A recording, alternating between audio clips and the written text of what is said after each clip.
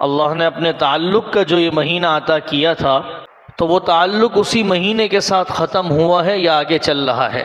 रमज़ानुल मुबारक के अंदर तो अल्लाह की तरफ से एक बहार कुदरती ख़ास तौर पे उतरती है ईमान वालों पे, कि ना पढ़ने वाला भी सब कुछ पढ़ रहा होता है, ना करने वाला भी सब कुछ कर रहा होता है, और अल्लाह की तरफ से शयातीन भी कैद होते हैं। अल्लाह ताला ईमान वालों के पास ये एक प्रैक्टिस करवाते हैं, उनको सीज़न अता करते हैं, उनके दिलों को अपने नूर से मुनव्वर करते हैं।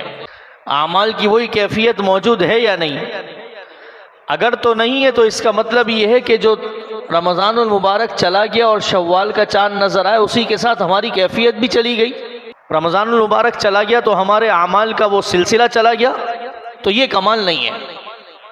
कमाल तो ये है कि अल्लाह ने जो हमारे साथ शान करीमी की थी, अल्लाह ने जो हमें तक़वा नसीब किया था, अल्लाह ने जो आमाल की कैफियत हमें दी थी, उन कैफियतों पे हमें बरकरार रहना चाहिए था। कमाल ये था। तो ये तो वक्त गिरेबानों में झांकने का है, ये महीना तो देखने का है। अगर आप थोड़ा सा तसव्वुर करें, अल्लाह तबारक व ताला ने, ये उलमा ने जो लिखा है वो आपसे अर्ज़ कर रहा हूँ कि कितनी सारी चीज़ों में हमें प्रैक्टिस करवाई कि जिससे तुम अल्लाह की दोस्ती के करीब हो सकते हो, अल्लाह से कुर्ब पा सकते हो।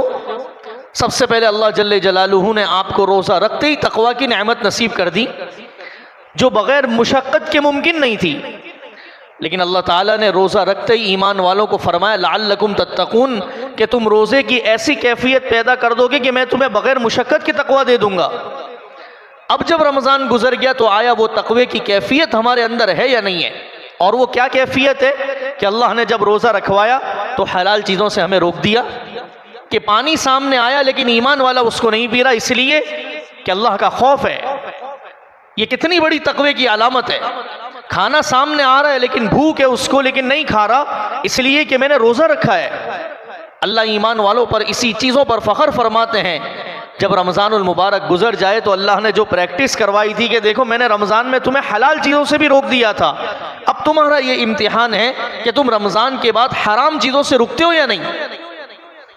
ये देखने का ये ज़माना है कि तुम अब क्या करते हो। मैंने तो उस वक्त तुम्हें रोका था कि तुम जो है वो अपनी बीवी से जो है वो ख़ास ताल्लुक़ कायम नहीं कर सकते, रोज़ा है तुम्हारा। लेकिन अब रमज़ान के बाद ये चीज़ें हलाल हो गई, तो अब मैं तुम्हें देखना चाहता हूँ कि तुम गैर महरम पे नज़र करते हो या नहीं करते। वहाँ तुम्हारा खौफ कहाँ है? मैं आसान अल्फाज में आपसे अर्ज़ करना चाहता हूँ, अल्लाह ताला ने जो खौफ खुदा हमारे अंदर पैदा किया था, ये उस देखने का अब ज़माना है कि पानी हलाल है, नेमत है अल्लाह की, लेकिन रोज़ेदार जैसा भी हो, वो कितना ही गुनाहगार क्यों ना हो, वो पानी को हाथ नहीं लगाएगा। मेरा रोज़ा है, मैं कैसे पानी पी लूँ।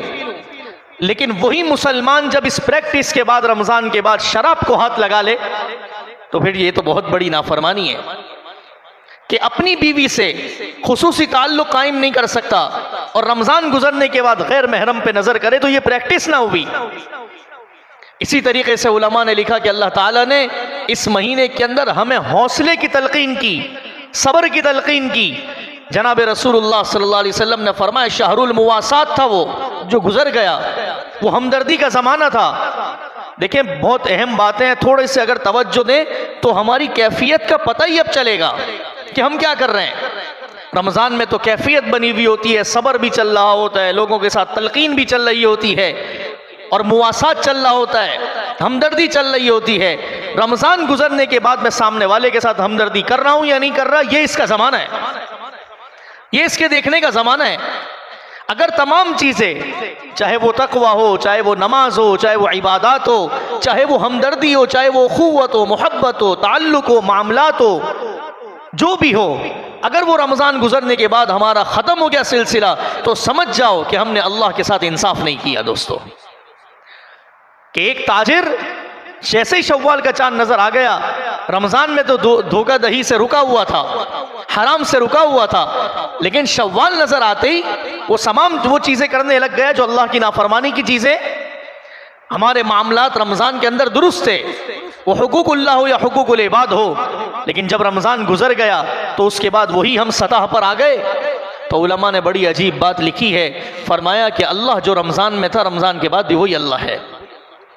और इसकी दलील दी है और बड़ी अजीब दलील दी। फरमाया देखो अल्लाह ने जब इस महीने का जिक्र किया कि शहरु रमज़ान अल्लज़ी उन्ज़िला फ़ीहिल कुरान, और उसके बाद फिर आगे मजीद रोजे के अहकामात जिक्र किए, तो दरमियान में एक आयत जिक्र की है। आप कोई भी जब ये पारा 2 खोलेंगे और शहरु रमज़ान अल्लज़ी उन्ज़िला फ़ीहिल कुरान वाला सफ़ा खोलेंगे, तो इस आयत के बाद दरमियान में एक छोटी सी आयत भी अल्लाह ने रखी है। ईमान वालों थोड़ा सा तवज्जो करो, थोड़ा सा सोचो कि रोजे के अहकामात चल रहे हैं, उसके दरमियान इस आयत को लाने का क्या मकसद है। हज़रत शेखुल इस्लाम मुफ्ती तकी उस्मानी साहब फरमाते हैं अल्लाह ने ये बहुत लतीफ़ इशारा दिया है कि अल्लाह ने एक आयत को दरमियान में लेकर आए, और वो आयत ये है कि वइज़ा सअलक इबादी अन्नी फ़इन्नी क़रीब। ये क्यों लेकर आए? फरमाया ये रमज़ान के बाद के लिए अल्लाह ताला लेकर आए कि जब ये महीना गुजर जाए जिसका मैंने ऊपर जिक्र किया, और उसके बाद ईमान वाला जब अल्लाह से दूर हो जाए और वो आपसे पूछे कि क्या रमज़ान में सिर्फ अल्लाह था या हर वक्त अल्लाह है, तो उसको फ़ौरन कहना कि फ़इन्नी क़रीब, जैसे वो रमज़ान में करीब था वो रमज़ान के बाद भी करीब है। ये कितना बड़ा इशारा है कि सिर्फ मौला रमज़ान में करीब नहीं है, वो रमज़ान के बाद भी करीब है। वो तो उसने तुम्हें माहौल दिया था, वो तो तुम्हें उसने अपनी दोस्ती का जरिया दिया था कि जरा सा पैकेज के अंदर आ जाओ और इस पैकेज से फायदा उठा लो। और बड़ा अजीब हजरत ने नुक्ता अर्ज किया है कि हैरान कुन बात है, और समझ में भी आता है कि रोज़ों के दरमियान इस बात को लाने की क्या ज़रूरत थी कि आपसे जब मेरे बंदे सवाल करें कि मैं कहाँ हूँ तो इनसे कह दे मैं करीब हूँ। हजरत ने फरमाया कि ये इशारा है और लतीफ़ इशारा है कि अल्लाह सिर्फ रमज़ान में करीब नहीं है, अल्लाह हर आन हर घड़ी तुम्हारे करीब है। वनहनु अक़रबु इलैहि मिन हब्लिल वरीद, तुम जब चाहो जब पुकारो वो अल्लाह तुम्हें जवाब देगा, तुम्हारी दुआओं को सुनेगा। और ईमान वालों के ही तो अल्लाह करीब है, ये ईमान ही तो अल्लाह से दोस्ती का जरिया है। अगर रमज़ान गुजर जाए और मैं अपने मामलात हो, चाहे वो कारोबारी मामलात हो, चाहे वो शादी ब्याह के मामलात हो, चाहे वो अपने लेन देन के मामलात हो, मैं उसको उसी सतह पे ले आऊँ जिसमें अल्लाह भी नाराज़ हो, अल्लाह के नबी भी नाराज़ हो। यकीन करो ये अल्लाह के साथ इंसाफ नहीं है कि मौला ने आपको साफ सुथरा कर दिया, ईद के दिन फरमाया ऐसे लौट जाओ जैसे माँ की गोद से आज पैदा हो गए हो, आज तुम पैदा हो गए हो, तुम्हारे गुनाहों को माफ़ कर दिया। तो उस माफ़ी का सबसे बड़ा क्या हमने ये अल्लाह के साथ इंसाफ किया कि सारे मामला ख़राब कर दिए। कि जो मुसलमान 20-20 रकात में 40 सजदे करते थे, आज उनको फ़र्ज में ढूंढना पड़ गया। फजर के अंदर सफ़े कम हो गई, असर जोहर मगरिब इशा में सफ़े कम हो गई। ये तो अल्लाह के साथ इंसाफ नहीं है।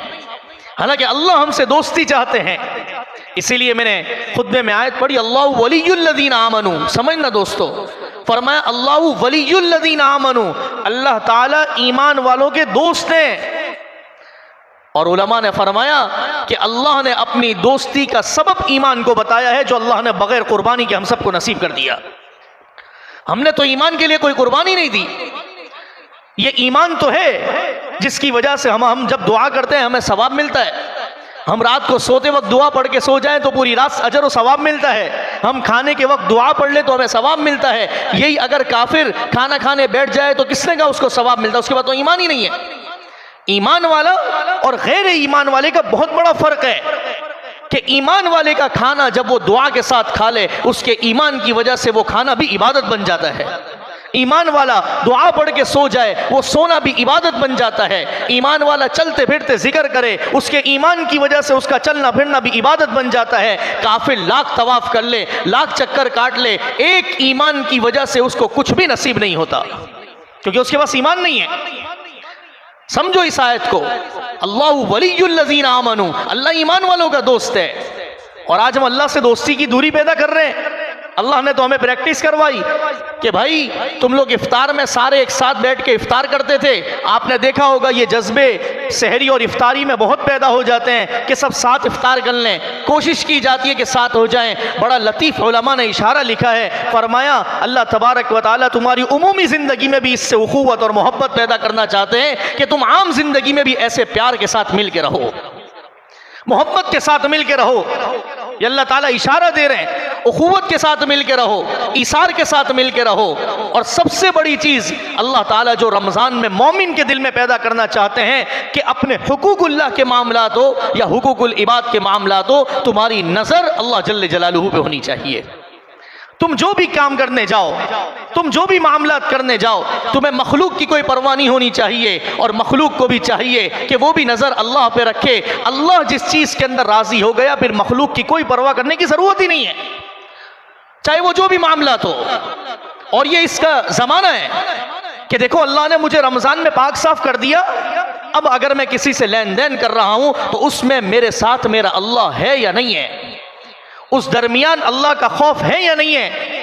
मैं अपने घर के अंदर शादी ब्याह करने जा रहा हूं, मैं अपने घर के अंदर मीरास की तकसीम करने जा रहा हूं, मैं इस तकसीम को जो कर रहा हूं, इस तकसीम में मेरा रब मुझसे राजी है या नहीं है। मैं बहुत दफा आपसे कहता हूं, अपने तमाम मामलात में अल्लाह को राजी करो, अल्लाह को राजी करो। अगर मखलूक की रजा के चक्कर में अल्लाह की नाराजगी मोल ले ली, उसमें कभी भी तरक्की नहीं हो सकती, यह साफ बात है। और मैंने आपको कई दफा कहा है कि हजरत आयशा और हजरत मुआविया रजी अल्लाह ताला अन्हु में जो खतो किताबत का मामला हुआ, तो उसमें आपस में एक दूसरे को यही नसीहत की कि तमाम चीज़ों में अपने रब को राजी रखने की कोशिश करना, कि रब राजी। तो आज तो हम अपने मामलात में ये देखते हैं, ये राजी है, ये राजी है, ये राजी है, ये राजी है, ये राजी है। नहीं, हमें तो अल्लाह को राजी रखना है।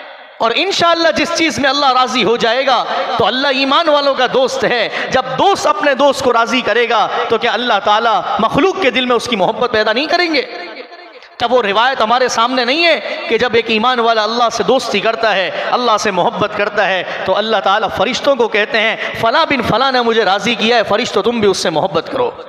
फिर फरिश्ते ज़मीन वालों को, आसमान वालों को कहते हैं कि तुम सारे उससे मोहब्बत करो। वो आसमान वाले ज़मीन वाले को कहते हैं तुम सारे जाके उससे मोहब्बत करो। मुझे बताओ, अल्लाह से मोहब्बत की वजह से पूरी कायनात में मोहब्बत पैदा हो रही है, क्योंकि ईमान है। यकीन करो दोस्तों, यही जब ईमान ना हो ना, तो बड़ी अजीब बात कहने लगा हूं, यही जब ईमान ना हो, और ये ईमान अल्लाह की तौफीक है, ये लफ्ज़ याद रख लो, ये अल्लाह की तौफीक है, ये अल्लाह का करम है। अल्लाह ने हम सबको जितने यहाँ बैठे हुए हैं तकरीबन आराम से माँ की गोद के अंदर ये नसीब कर दिया है। वरना रुअसाए कुरैश, रुअसाए कुरैश जिनकी पूरी दुनिया में डंका बजा हुआ था कि ये बैतुल्लाह के अतराफ में रहने वाले लोग हैं, अल्लाह ने इनकी तारीफ भी की है। लीलाफि कुरैशिन इलाफिहिम रिहलतश शिताई वस्सैफ फलियअबुदू रब्ब हाज़िल बैत, कि तुम इस रब की इबादत करो जिसकी वजह से तुम्हें इज्जत है। जब अल्लाह को किसी को ईमान नहीं देना होता, उसके नसीब में ये इतनी बड़ी नेमत नहीं होती, तो वो रुअसाए कुरैश महरूम रह जाते हैं। और साउथ अफ्रीका से ताल्लुक़ रखने वाले हज़रत बिलाल हबशी ईमान को कबूल कर लेते हैं। ये अफ्रीका के लोग थे, इसलिए दरमियान में बात आ गई। इसलिए हमारे उलमा ने बहुत मकामात पर लिखा है कि ये अफ्रीकन जो ममालिक के लोग हैं, इनकी बहुत कदर किया करो, क्योंकि इस्लाम के सबसे पहले कुर्बानी देने वाले हजरत बिलाल, इनका ताल्लुक अफ्रीका से था। हजरत अम्मार, इनका ताल्लुक अफ्रीका से था। हजरत यासिर, इनका ताल्लुक अफ्रीका से था। हजरत सुमैया, जिन्होंने पहली शहादत दी, इनका ताल्लुक अफ्रीका से था। किस चीज़ को देखा इन लोगों ने? अल्लाह के यहाँ तो क्वालिटी देखी जाती है, वहाँ कुरैश के बड़े बड़े रोसा, जिनका पूरी दुनिया के अंदर ये बात है कि भाई ये तो बैतुल्लाह के रखवाले हैं, लेकिन जब अल्लाह से मोहब्बत नहीं की, अल्लाह को कुछ नहीं समझा, हुजूर अलैहिस्सलातु वस्सलाम के पड़ोस में रहकर कदर नहीं की, अल्लाह ने ईमान की दौलत से नहीं नवाजा। और वो हजरत बिलाल हबशी रजी अल्लाह ताला अन्हु, मैं मिसाल इसलिए दे रहा हूँ कि ये ईमान बहुत बड़ी नेमत है। ये सारी अल्लाह ताला ने हमें नवाजा ईमान की वजह से है। अगर हमारे पास ईमान ना होता हमें रमज़ान मिलता, अगर हमारे पास ईमान ना होता तो बहुत बड़ी बात उलमा ने लिखी कि जब किसी के पास ईमान ना हो तो उसकी मिसाल, फिर अल्लाह ताला ने फरमाया उलाइका कल अनआम बल हुम अज़ल, कि उसकी मिसाल तो जानवरों की तरह है। और बहुत अजीब बात उसके बाद फरमाई, और फरमाया कि जब कोई जानवर अल्लाह के दोस्तों के साथ मिल जाए, अल्लाह के दोस्तों के साथ सिर्फ उठ बैठ जाए, जानवर है, तो फिर अल्लाह ताला असहाबे कहफ के साथ कुरान में उनका जिक्र भी कर देते हैं। और आपने देखा किताबों में लिखा है कि जो जानवर जन्नत के अंदर जाएंगे, उसमें एक ये भी है कि वो असहाबे कहफ का कुत्ता भी चला जाएगा, नजसुल ऐन जानवर है। लेकिन मैं कहा करता हूं कि जब इतर की दुकान पे चले जाओ तो खुशबू ना भी लो तो खुशबू लग के आ जाती है। ईमान वाले और अल्लाह वाले जो अल्लाह के दोस्त होते हैं, यही जो दोस्ती अल्लाह ने इस महीने में अता की, जब कोई उनके साथ जुड़ जाए तो अल्लाह ताला जुड़ने वाले को भी महरूम नहीं करते। फिर जुड़ने वाले का कमाल ये होता है, सुनते जाओ, फिर जुड़ने वाला अपना जो भी कदम रखता है, अपना जो भी कौल कहता है, अपना कोई भी फ़ैल करता है, मुतमईन होता है कि मैं जिस अल्लाह वाले के साथ जुड़ा हुआ उसकी मुशावरत उसमें शामिल है, वो मुतमईन होता है। और इसकी मिसाल दी है, फरमाया देखो कुत्ता है, कुत्ते ने अपनी निस्बत को उन मुसलमानों के साथ जोड़ दिया जो सूरतुल कहफ में जिसका जिक्र है, आप पढ़ते भी हैं जुमे के दिन। फरमाया कुत्ता है, नजसुलैन जानवर है, लेकिन अल्लाह के दोस्तों के साथ बैठ गया, अल्लाह ने कुरान में उसका जिक्र कर दिया। और रिवायतों में आता है कि वो उनकी वजह से जन्नत में भी जाएगा। और फरमाया यहूदियों का एक बड़ा आलिम जिसका नाम बलआन बिन बाऊर था, जो यहूदियों का आलिम था, कि जब एक कौम ने आके उससे कहा, हालांकि इतना बड़ा आलिम, बल्कि यहां तक किताबों के अंदर लिखा है कि तलबा को नहीं पढ़ाता था, उलमा को पढ़ाता था। उलमा को, तलबा को पढ़ाना थोड़ा सा आसान है, उलमा को पढ़ाना मुश्किल है।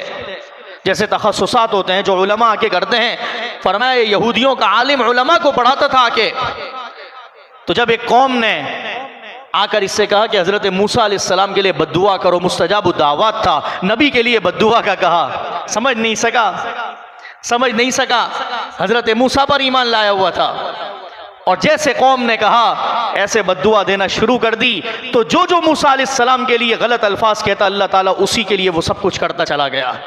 और अल्लाह ने उसकी मिसाल कुरान में दे दी। यहूदियों का आलिम था और अल्लाह ने उसकी मिसाल दी, फमसलहु कमसलिल कल्ब, इसकी मिसाल तो कुत्ते की तरह है। ये अल्लाह की तक़सीम है, ये ईमान का नूर है। आप क्या समझते हैं ईमान बहुत आसान है? किसी मामले को करने में अल्लाह को राजी रखकर मखलूक से टक्कर लेना और करके अल्लाह को खुश और राजी कर लेना, यह आसान है? आसान नहीं है। इसके लिए हजरत बिलाल की जिंदगी सामने रखनी पड़ेगी, हजरत अम्मार की जिंदगी सामने रखनी पड़ेगी। अल्लाह से दोस्ती के लिए मार खाई, अल्लाह से ताल्लुक के लिए मार खाई उन्होंने। फरमाया इसकी मिसाल कुत्ते की तरह है।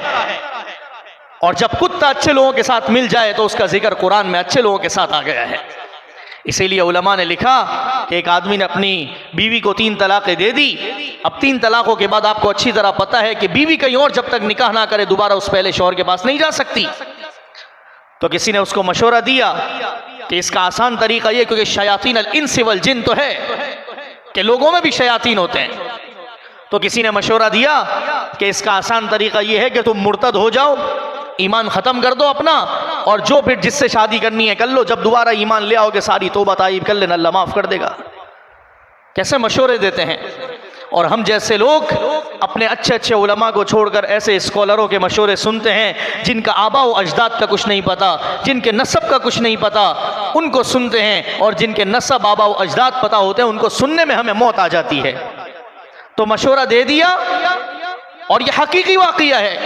इतनी बड़ी ईमान की नेमत और दौलत को उस मशवरे के तहत छोड़ बैठा। अब जब ईमान छोड़ दिया तो दोस्तों जरा सुनना, ये अल्लाह की नेमत और तौफीक है। अब जब ईमान छोड़कर उससे शादी कर ली, अब मशवरा दिया कि अब तुम तौबा ताईब हो जाओ, तौबा कर लो अल्लाह से और ईमान लेकर आ जाओ। उलमा ने लिखा है, और बड़ी हैरान कुन बात, कि जब लोग उसके पास गए कि ईमान लेकर आ जाओ, तो कहने लगा मेरी जुबान पे कलमा आ ही नहीं रहा, और इसी हालत में दुनिया से चला गया। ये कितनी बड़ी ईमान की दौलत है। ईमान इतनी बड़ी नेमत, ये ईमान तो है जिसकी वजह से एक मोमिन अल्लाह से डरता है, अल्लाह से मोहब्बत करता है, अल्लाह उससे मोहब्बत करता है। और यही तो ईमान है कि फिर जब वो कोई भी मामला कर रहा हो, चाहे वो हुकूकुल्लाह का हो, हुकूकुल इबाद का हो, या अल्लाहु नूरुस समावाति वल अर्ज़ मसलु नूरिही कमिश्कातिन फ़ीहा मिस्बाह, ये ईमान और नूर की चाशनियाँ और ये चमक उसको मुतमईन रखती है। और अल्लाह उसको मुतमईन करता है, तू फिक्र नहीं कर, तेरा दोस्त मैं हूं, तूने मेरे से दोस्ती की है, मैं तेरी मोहब्बत को आसमान और जमीनों में पैदा कर दूंगा। इसलिए हजरत अम्मार रज़ी अल्लाह ताला ने जब ईमान के शुरू के अंदर मार खाई, जिनका मैंने अभी जिक्र किया, और उनको मारा जाता था, जब उनको अंगारे पर लिटाया जाता ना, ये सुनना बहुत आसान है दोस्तों, ये ईमान वाले की बात कर रहा हूं। आज तो हमें लोग 2 बातें सुनाते हैं, मुझसे हाथ धो बैठते कि बस छोड़ो छोड़ो, नहीं। जब अल्लाह सामने हो, अल्लाह की मोहब्बत सामने हो, तो फिर वह अंगारों पे लिटाया भी गया है। तो हजरत अम्मार, हजरत यासिर, हजरत अम्मार रज़ियल्लाहु अन्हु को अंगारों पर लिटाया जाता। किताबों में लिखा है कि अंगारे जब बुझ जाते, जब वो आग बुझ जाती, जब उनको उठाया जाता था वहां से। अल्लाह अकबर। सिर्फ इस ईमान की वजह से इतना मुश्किल और हम जब पैदा हो गए तो हमारे कानों में अजान दे दी गई। कितनी खुशकिस्मती है हमारी औलादें आज जो हमारे सामने पैदा हो रही हैं, उनके कानों में अजान दे दी गई। कभी सोचो तो सही, इस वहदानियत के लिए ईमान के शुरू में ईमान वालों ने कैसी कुर्बानी दी है। हज़रत अम्मार रज़ियल्लाहु अन्हु के बारे में लिखा है कि हज़रत उमर रज़ियल्लाहु अन्हु अपने ज़माने में एक मरतबा हज़रत अम्मार से कहा कि अम्मार, हमने रसूलुल्लाह सल्लल्लाहु अलैहि वसल्लम से सुना है तुम आए अफ्रीका से हो, कि तुमने बड़ी कुर्बानी दी है और तुम्हारी पीठ को, अल्लाह अकबर, अंगारे से जो है वो जलाया गया, वो आग लगाई गई और तुम्हें सुलाया जाता था। क्या अम्मार मैं उस पीठ का नज़ारा कर सकता हूँ जो तुम्हारे निशानात? ये हज़रत उमर है, लौकान बादी नबी लकान उमर। क्या जो तुमने कुर्बानी दी मैं उसका नज़ारा कर सकता हूँ? कुर्बान और लाखों सलाम हो हज़रत अम्मार पे। हज़रत उमर को जवाब देने लगे कि ए उमर, ये तो मैंने अल्लाह के हुजूर पेश करने के लिए छोड़ी हुई, आज तक किसी को बताई नहीं, कि जब अल्लाह के सामने पेश होऊंगा तो अल्लाह को जाके कहूँगा कि या अल्लाह, तेरी वहदानियत के लिए और ईमान की खातिर मैं इस कमर को लेके तेरे पास हाजिर हो गया हूँ। तो हज़रत उमर रज़ियल्लाहु अन्हु ने बहुत ज़्यादा इसरार किया, फरमाया कि अम्मार नहीं, बताओ, मैं तो उस कमर को देखना चाहता हूँ। तो जब उन्होंने अपनी कमीज़ को ऊपर किया तो देखते ही हज़रत उमर रज़ियल्लाहु अन्हु के आंसू नीचे गिर गए। कहा कि ये क्या हाल किया अपनी कमर का कि अंदर और बाहर सब बराबर नज़र आ रहा है। फरमाया यही तो चीज़ अल्लाह के लिए छोड़ी है कि अल्लाह सब कुछ देख रहा था, लेकिन मैंने अल्लाह की वहदानियत और ईमान के लिए सब कुछ कबूल किया है।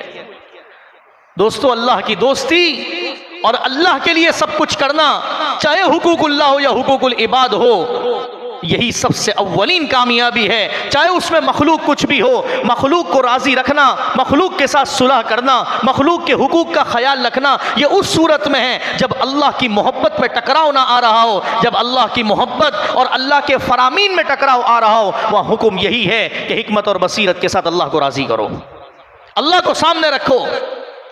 और ये ज़माना और ये वक्त है, अभी ताज़ा ताज़ा रमज़ान गुजरा है, अल्लाह की मोहब्बत की चाशनी अभी लगी हुई है, अब ये चिंगारियां लगी हुई है। अल्लाह से मोहब्बत करो, अल्लाह से दोस्ती करो। ऐसा ना हो कि इस ईमान से हम हाथ धो बैठे, इसलिए कि ईमान के चोर और ईमान पर डाका डालने वाले वो बहुत मुस्तकिल तौर पर पैदा हो रहे हैं, और कभी तो इंटरनेट पे पैदा हो रहे हैं, कभी सोशल मीडिया पे पैदा हो रहे हैं, और वो हमारे ईमानों को ख़राब कर रहे हैं। ईमान वाला दुनिया में आखिरत की मेहनत और फिक्र के लिए आया है, ये दुनिया ज़रूरत है।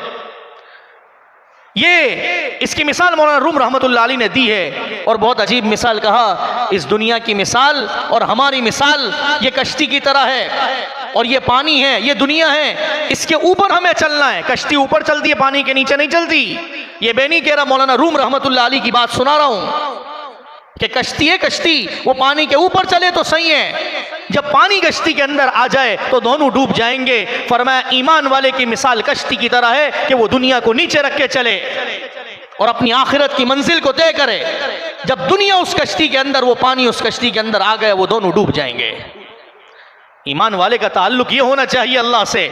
इसलिए अपने तमाम मामलात के अंदर हुकूकुल्लाह हो, बार बार अर्ज कर रहा हूँ, हुकूकुल इबाद हो, अपनी नज़र अल्लाह पर रखो। मैंने बहुत मरतबा कहा कि हमारे असातिज़ा हदीस जब तलबा रुख्सत हो रहे फरमाते कि ज़िंदगी की जिस बहार में जाओ, अपना मामला अल्लाह से साफ रखना, तुम कामयाब हो।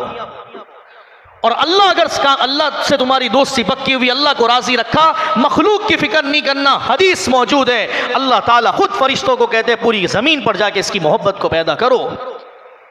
अब मोहब्बत पैदा करने में क्या वक्त लगता है? ये तो ईमान वाले पे आजमाइश आती है। कभी कभी हम किसी को कहते हैं कि अगर ये दुरुस्त होता तो ये हालात में क्यों होता, अगर ये सही होता तो ये आजमाइशों में क्यों होता।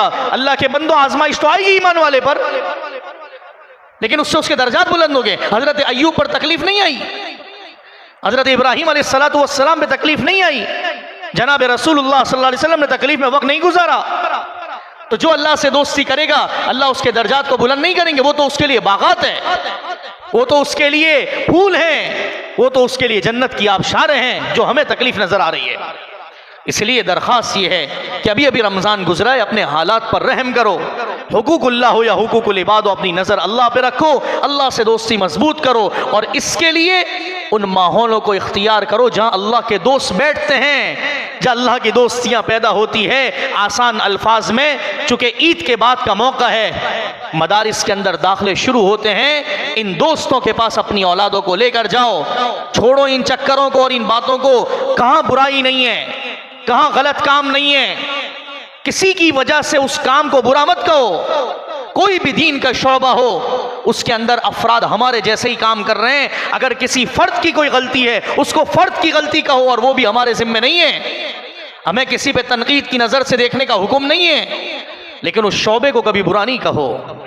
अपनी औलादों को मदरसे के हवाले करो, इंशाअल्लाह कामयाबी मुकद्दर होगी। मैंने ख़त्म कुरान के बयान में भी कहा था, अपनी औलादों में से औलादों को इतना पढ़ा दो कि जब तुम दुनिया से जाने लगो तो तुम्हारी औलाद तुम पर कुरान पढ़ रही हो। कम से कम इतना कर लो, अगर खुद ना पढ़ सके कि अपनी औलाद को पढ़ा दो।